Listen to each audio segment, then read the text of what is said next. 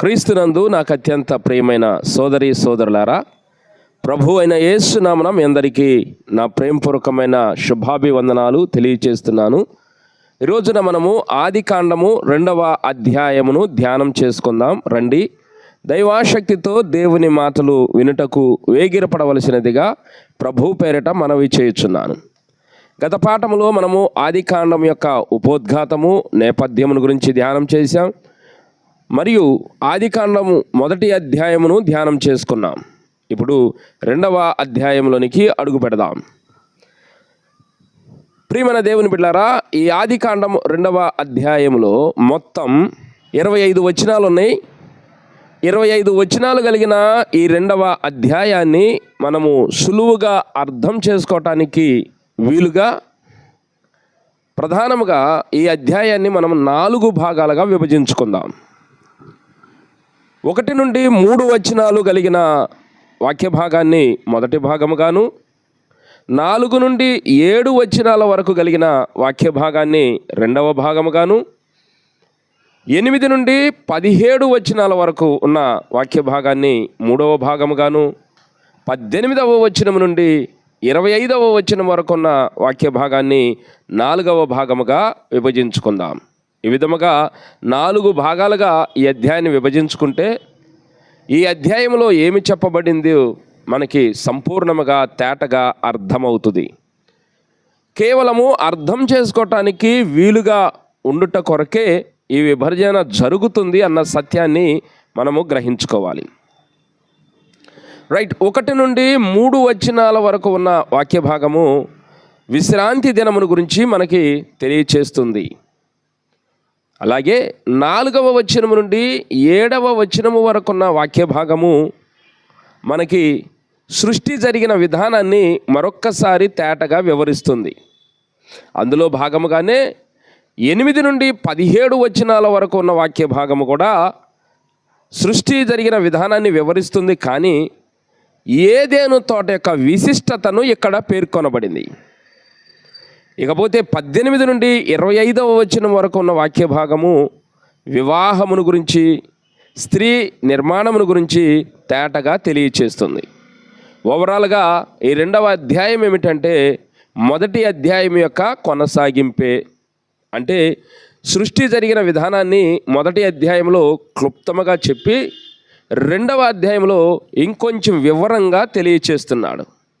మంచిది ప్రియులారా, వాక్య భాగాన్ని చదువుకుని పాఠములోనికి మనము ప్రవేశిద్దాం.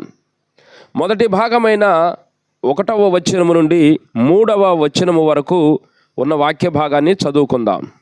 ఆదికాండము 2వ అధ్యాయము 1వ వచనం. ఆకాశమును భూమియు వాటిలోనున్న సమస్త సమూహమును సంపూర్తి చేయబడెను. దేవుడు తాను చేసిన తన పని 7వ దినములోగా సంపూర్తి చేసి తాను చేసిన తన పని అంతటి నుండి 7వ దినమున విశ్రమించెను. కాబట్టి దేవుడు ఆ 7వ దినమును ఆశీర్వదించి పరిశుద్ధపరిచెను. ఏలయనగా దానిలో దేవుడు తాను చేసినట్టు సృజించినట్టు తన పని అంతటి నుండి విశ్రమించెను. ప్రియమైన వారలారా, దేవుడు ఈ సృష్టి అంతటిని 6 దినములలో పూర్తి చేశాడు. దానికి వేరు భాష్యాలు చెప్పుకుంటున్నారు, కానీ అది అంతా కూడా వృధా ప్రయాసమే.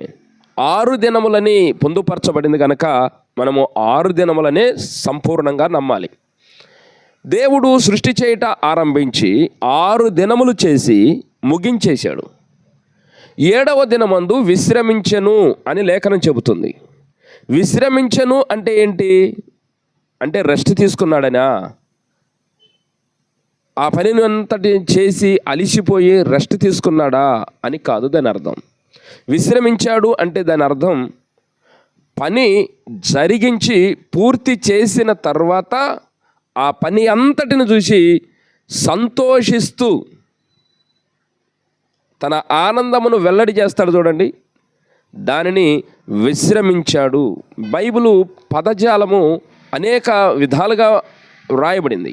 ఉపమానాలంకారముగా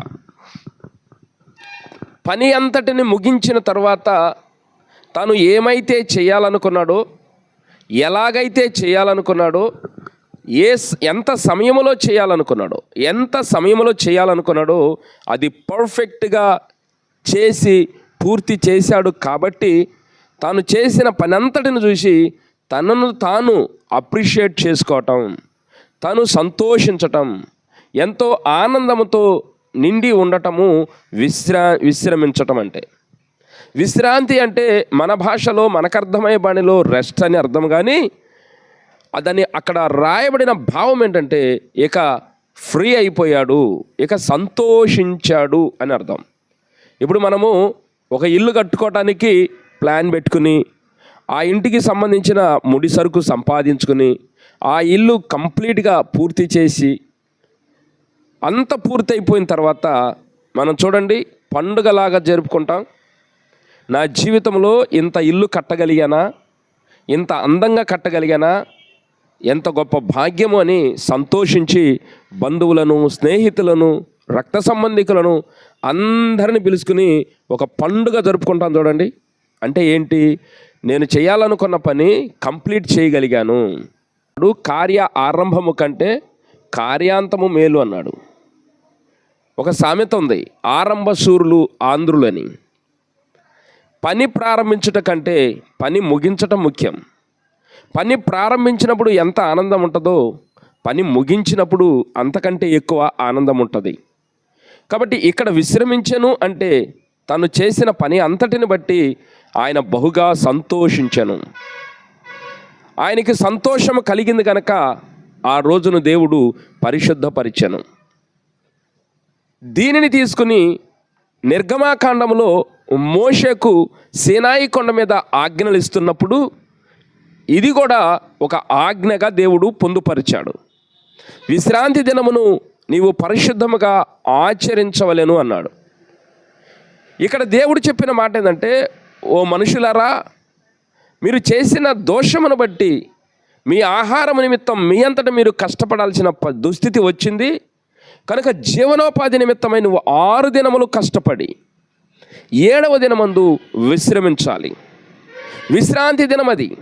అంటే నువ్వు 6 దినములు అంటే ఒక వారమును దేవుడు క్లారిటీగా చెప్తున్నాడు. ఒక వారమును మాత్రమే చెప్తున్నాడు. మనకి నెలలు ఉన్నాయి, సంవత్సరాలు ఉన్నాయి, మనకున్నాయి. కానీ ఇవి దేవుడు ఏమన్నాడంటే మీకు ఒక వారమే టార్గెట్. ఫస్ట్ వారము ఒక వారం టార్గెట్. ఈ వారం అంతటిలో నువ్వు చేయాల్సిన పని కంప్లీట్ చేసి 7వ రోజు సంతోషించుము. అందుకు మన్నాను కురిపించినప్పుడు కూడా దేవుడు 6 దినములు నువ్వు వేరుకో, 6వ దినమందు 7వ దినమునకు కూడా కావలసిన ఆహారం నీకు పడుతుంది. దీని యొక్క భావం ఏంటంటే నీకు ఆ వారం రోజులు టార్గెట్ ఇస్తే దేవుడు ఆ వారం రోజుల్లో నీకు ఏమైతే పని ఇచ్చాడో ఆ పనిని నువ్వు కంప్లీట్ చేయగలగాలి.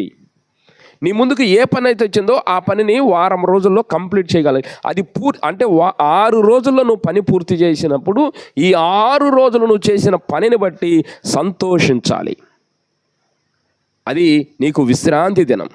ఒక మాట చెప్పాలంటే అది నీకు సంతోష దినము. స్తోత్రం. 6 దినాలు కాయ కష్టం చేశాం కాబట్టి శరీరానికి కాస్త రెస్ట్ కావాలి కాబట్టి 7వ రోజు సెలవు తీసుకుందాం అన్నట్టు కాదు ఇది దీని భావం. అది దేవుని యొక్క ఉద్దేశం అది కాదు. 6 దినాలు నువ్వు చేసిన పనిని బట్టి నువ్వు సంతోషించయ్యా. నేను 6 దినాల్లో సృష్టి చేశాను, సృష్టి చేసిన దానిని బట్టి నేను సంతోషించాను. అలాగే నువ్వు 6 దినములు కష్టపడి సంపాదించుకుని నీ జీవనోపాధి నిమిత్తమే సమకూర్చుకుని 6 దినాలు నువ్వు చేసిన పనిని బట్టి నువ్వు సంతోషించు. ఈ సంతోషమును వ్యక్తపరచడానికి నీకు 7వ రోజు. అందుకు అది పరిశుద్ధమైంది. ఆ సంతోషం ఎక్కడంటే నా సన్నిధిలో పరిశుద్ధముగా సంతోషించు. కాబట్టి విశ్రాంతి దినమును నీవు పరిశుద్ధముగా ఆచరించుటకు జ్ఞాపకం చేసుకొనుము అని దేవుడు ఆజ్ఞయిస్తే మనుషులు దానిని కొంచెం తప్పుగా అర్థం చేసుకుని రాను రాను రాను మూఢభక్తిలోకి వెళ్ళారు, మూఢత్వములోకి వెళ్ళారు. ఏమి మూఢత్వంలోకి వెళ్ళారంటే 6 దినాలు పని చేయమన్నాడు, 7వ దినము పని చేయకూడదు కాబట్టి 7వ దినం అసలు ఏమీ పని చేయకూడదన్న ఒక మూఢత్వములోనికి వెళ్ళారు. ఈ మూఢ స్వభావము కలిగినటువంటి ఈ మనుషులను మార్చుటకు యేసుక్రీస్తు ప్రభుల వారు విశ్రాంతి దినం రోజు కూడా ప్రజలను స్వస్థపరిచాడు. అక్కడున్న కొంతమంది శాస్త్రులు, పరిసయ్యులు, దేవుని వాక్యము బాగా తెలిసిన వారు యేసు ప్రభువుని ప్రశ్నించడం ప్రారంభించారు. 7వ దినమందు విశ్రాంతి దినమని ప్రభువు చెప్పాడు, మోషే ద్వారా మాకు ఆజ్ఞలు ఇచ్చాడు. మరి 7వ దినమందు కూడా నువ్వు పని చేస్తున్నావు ఏంటి అని. 7వ దినమందు నువ్వు ఎలాగూ విశ్రాంతి దినమందు నువ్వు ఎలాగూ స్వస్థపరుస్తావు అని. అప్పుడు ప్రభు అన్నాడు, మనుషుని కొరకు విశ్రాంతి దినము కానీ విశ్రాంతి దినము కొరకు మనుషుడు కాదు. అంటే మనుషులకు దేవుడిచ్చిన ఆజ్ఞ ఆ రీతిగా అర్థమైంది వాళ్ళకి. కాబట్టి వాళ్ళు ఏంటంటే విశ్రాంతి దినము మన జీవితంలో గొప్పది, అది చాలా పవిత్రమైంది, అట్లా చూశారు, హైప్ ఇచ్చారు దానికి ఒక కట్టడ నియమించుకున్నారు. కనుక ప్రభు అన్నాడు, విశ్రాంతి దినం అనేది మనుషుని కొరకు. దేవుడు చెప్తున్న పాయింట్ కూడా, 6 దినములు నువ్వు కష్టపడి 7వ దినమందు నువ్వు ఆ పని అంతటిని బట్టి సంతోషించుము, ఆ సంతోషమును నా సన్నిధిలో నువ్వు సంతోషించుము అని దేవుని వాక్యం. ఇంకా దేవుని వాక్యము ఆత్మీయతలో ఇంకా ఏం చెప్తుందంటే, హెబ్రీ పత్రిక 4వ అధ్యాయం 3వ వచనములో ఈ విధంగా చెప్తున్నాడు, విశ్వాసులమైన మనము ఆయన విశ్రాంతిలో ప్రవేశించుచున్నాము. విశ్వాసులమైన మనము ఆయన విశ్రాంతిలో ప్రవేశించుచున్నాము. ఏయన అంటే ప్రభు అయిన యేసు విశ్రాంతిలో. ప్రభు అయిన యేసు మనకంటే ముందు విశ్రాంతిలోనికి వెళ్ళి ఉన్నాడు. ఆ విశ్రాంతిలోనికి మనము ప్రవేశించుచున్నామని భక్త పౌలు హెబ్రీలకు రాస్తూ చెప్తున్నాడు. యేసు ప్రభువారు ఏం చేశాడు? సిలువలో వేలాడుతూ 6వ మాట సమాప్తమైనది అని పలికాడు. ఏమి సమాప్తమైనది అంటే, పరలోకములో తాను ఏ పని అయితే పెట్టుకుని భూమి మీదకు వచ్చాడో ఆ పని అంతటిని తగిన కాలమందు స్పష్టముగా పూర్తి చేశాడు. అది సమాప్తమైంది. తనకి ఏ పని అయితే అప్పగించబడిందో ఆ పనిని 100% పర్ఫెక్ట్గా చేసేసాడు.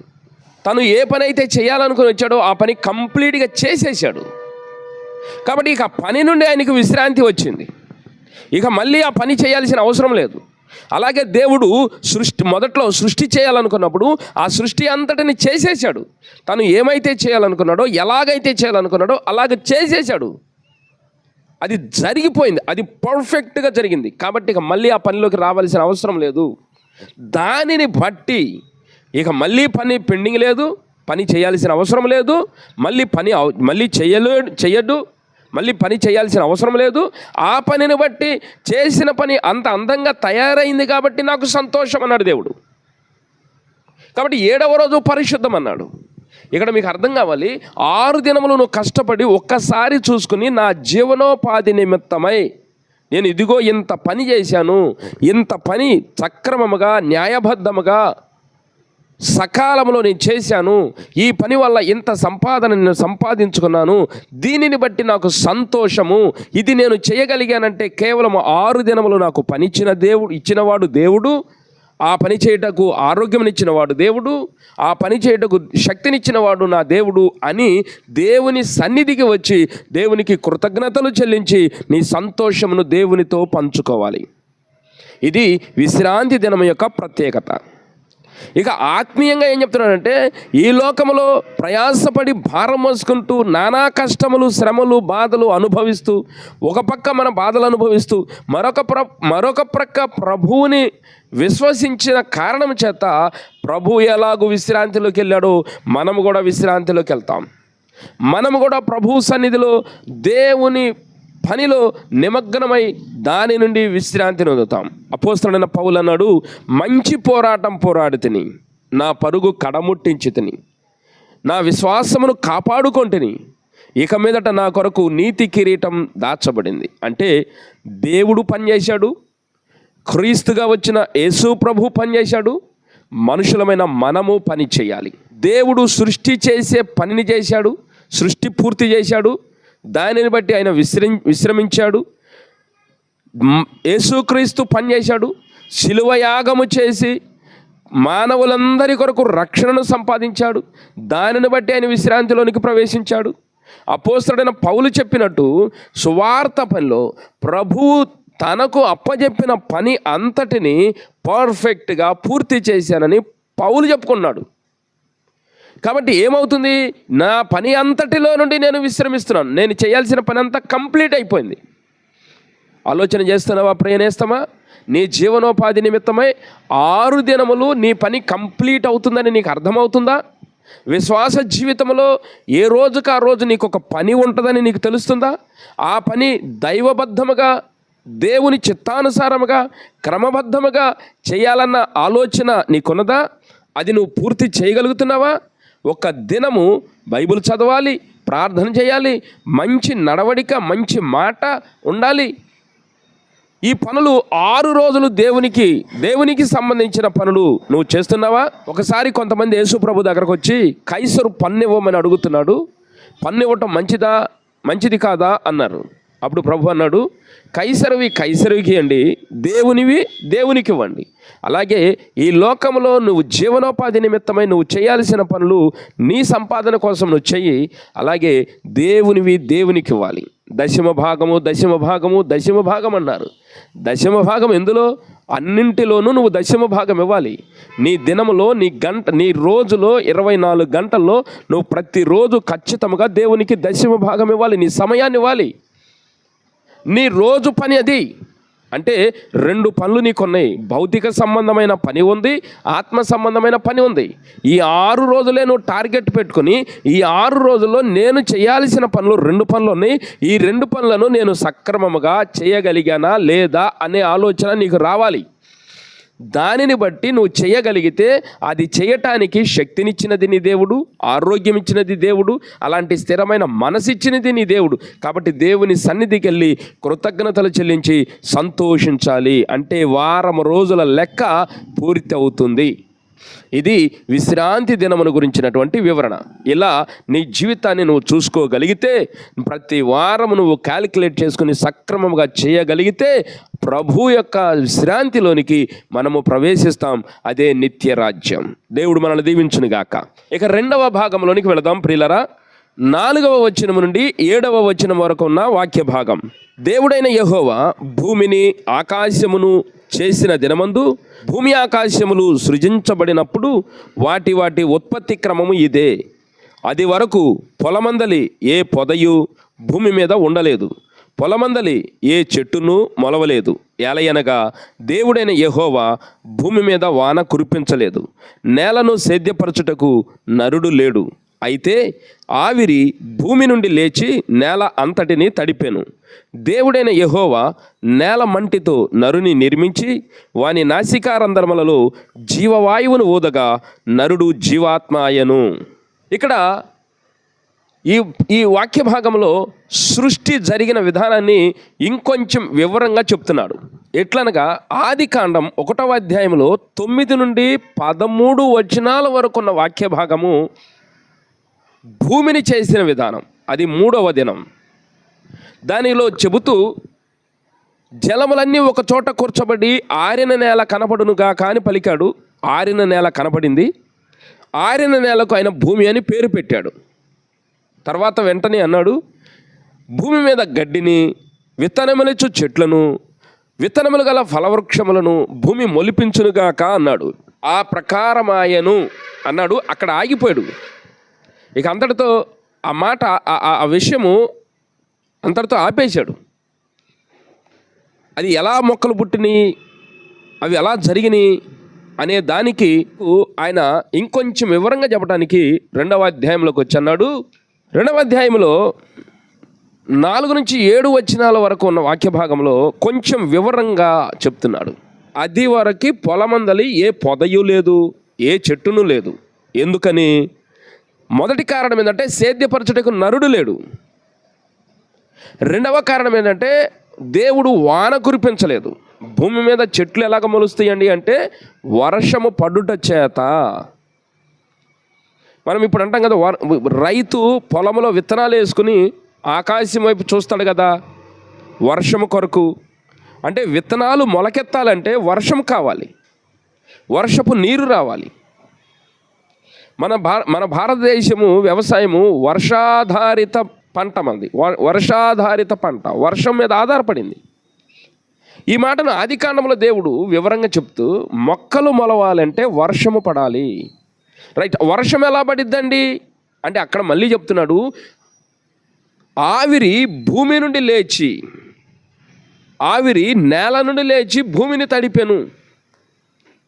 కనుక వర్షము పడాలి, వర్షము ఆ నేల మీద నుండి ఆవిరి లేచి పైకెళ్ళి వర్షం పడిద్ది అన్న విషయాన్ని మనకి ఇక్కడ చెప్తున్నాడు. ఇంకొంచెం క్లియర్ చెప్తా. వర్షం కురియాలంటే నేల నుండి ఆవిరి పైకి లేచి మేఘాలలోకి వెళ్ళి మేఘాకృతమై ఆ మేఘాలలో నుండి వర్షం పడిద్ది. వర్షము పడటానికి మనకి అడవులు దోహదం చేస్తాయి.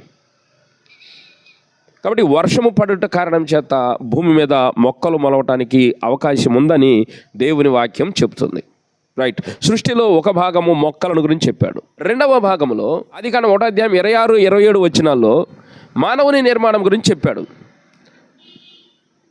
మన స్వరూపమందు మన పోలిక చొప్పున నరుని చేయదమనుకున్న దేవుడు తన స్వరూపమందు నరుని సృజించను. ఎలా సృజించాడంటే పురుషుని గాను స్త్రీని గాను సృజించను అని చెప్పి ఆ విషయాన్ని అందరితో ఆపేశాడు. ఆపేసి దాని వివరణ ఎక్కడ ఇస్తున్నాడు అంటే 2వ అధ్యాయంలో వివరిస్తున్నాడు. నరుని ఎలాగో తయారు చేశాడు అంటే తన చేతులతో చేసుకున్నాడు. ఎలా చేసుకున్నాడు? తన స్వరూపం ఎలాగుందో అలా చేశాడు. ఇప్పుడు దేవుని స్వరూపము ఎలాగ ఉందో ఎవరు చెప్పగలుగుతారు? ఆయనే చెప్పగలుగుతాడు. దేవుడు ఎలాగున్నాడో ఎవరు చెప్తారు? దేవుడే చెప్తాడు.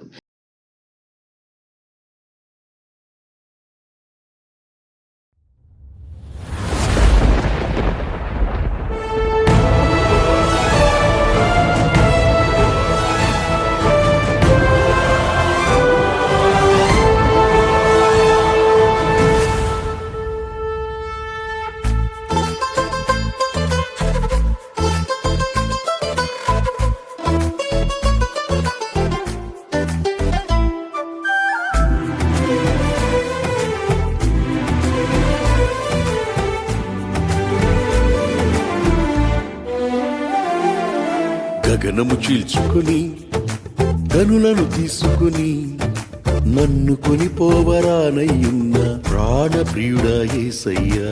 గగనము చీల్చుకొని గనులను తీసుకుని నన్ను కొనిపోవరానయ్యున్న ప్రాణప్రియుడా యేసయ్యా. నిన్ను చూడాలని నా హృదయమెంతో ఉల్లసించుచున్నది. నిన్ను చూడాలని నా హృదయమెంతో ఉల్లసించుచున్నది.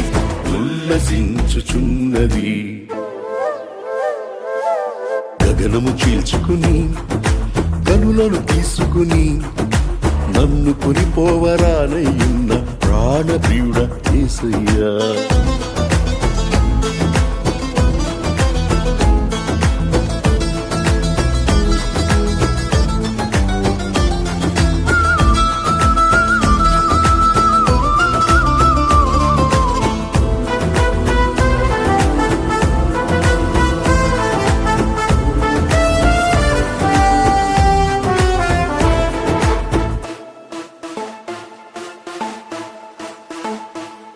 నీ దయా సంకల్పమే నీ ప్రేమను పంచినది. నీ చిత్తమే నాలో నెరవేరుచున్నది. నీ దయా సంకల్పమే నీ ప్రేమను పంచినది. నీ చిత్తమే నాలో నెరవేరుచున్నది. పవిత్రురాలైన కన్యకగా నీ ఎదుట నేను నిలిచెదను. పవిత్రురాలైన కన్యకగా నీ ఎదుట నేను నిలిచెదను. నీ కౌగిలిలో నేను విశ్రమింతును. నీ కౌగిలిలో నేను విశ్రమింతును. గగనము చీల్చుకొని కనులను తీసుకొని నన్ను కొనిపోవరానయ్యున్న ప్రాణప్రియుడా యేసయ్యా.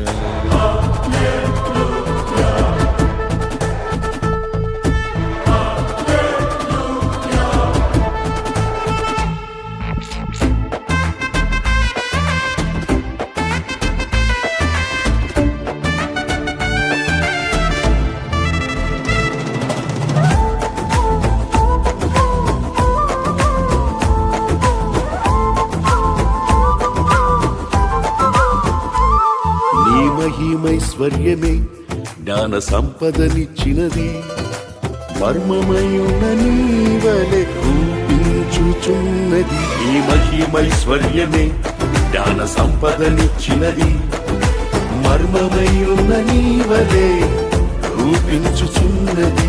కళంకములేని వధువునై నిరీక్షణతో నిన్ను చేరదను, కళంకములేని వధువునై నిరీక్షణతో నిన్ను చేరదను. యుగ యుగాలు నీతో ఏలెదను, యుగ యుగాలు నీతో ఏలెదను.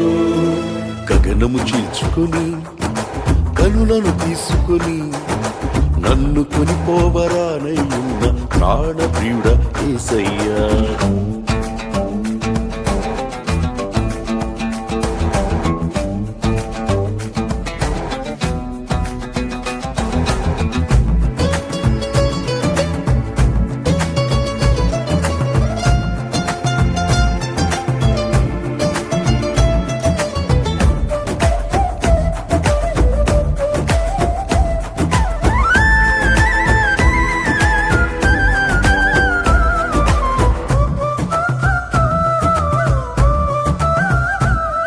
నీ కృపా బాహుళ్యమే ఐశ్వర్యమునిచ్చినది, తేజోవాసుల స్వాస్థ్యం అనుగ్రహించినది. నీ కృపా బాహుళ్యమే ఐశ్వర్యమునిచ్చినది, తేజోవాసుల స్వాస్థ్యం అనుగ్రహించినది.